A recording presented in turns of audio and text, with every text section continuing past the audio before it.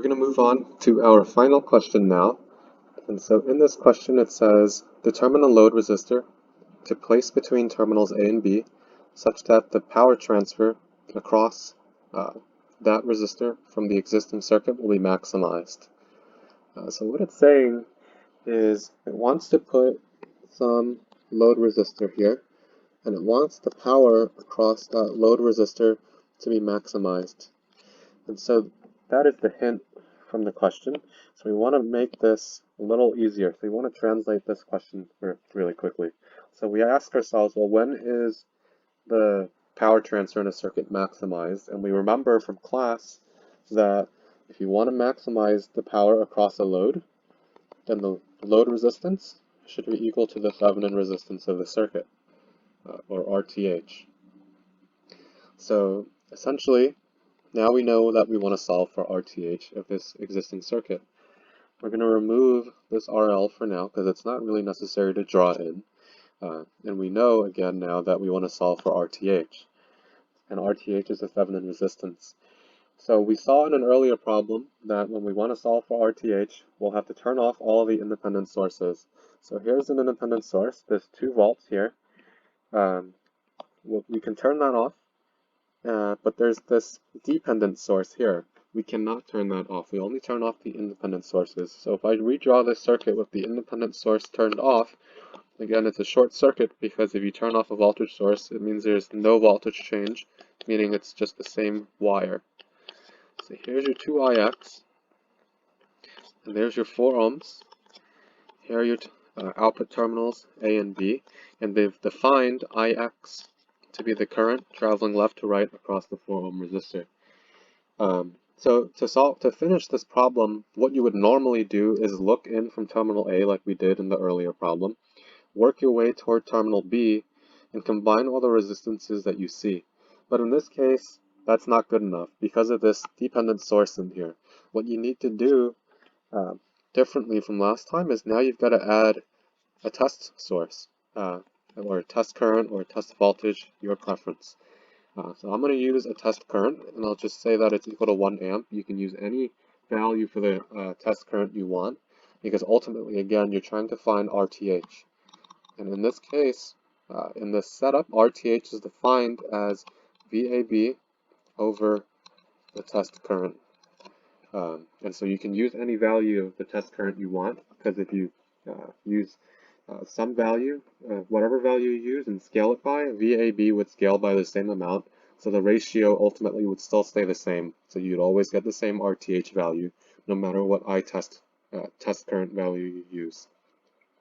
So goal now is to find VAB. So we know ITest, we've defined it as 1 amp. We want to find out what VAB is. So we can do some circuit analysis, and we have a choice. We could do mesh analysis, or we can break this into whatever kind of circuit we want to solve. So in this case, I won't go with the mesh analysis route. We'll just make it a little more fun.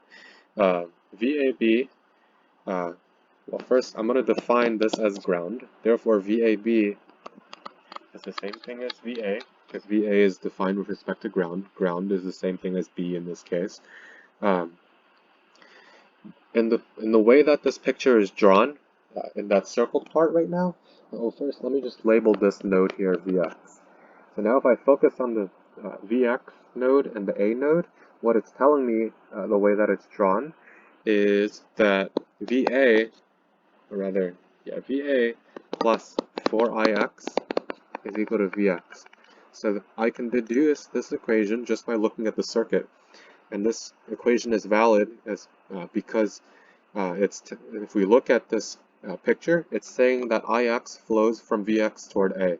Therefore, Vx would have to be greater than Va. And so this equation models that Vx is equal to Va plus some voltage change. And that voltage change is the voltage across this 4 ohm resistor, 4 times Ix. So now, again, we're trying to find VA, and we said VA is the same as VA is the same thing as we're trying to find VAB, and we said that VAB is the same thing as VA. So here's VA, we want to solve for that, but we don't know what Ix is, we don't know what Vx is.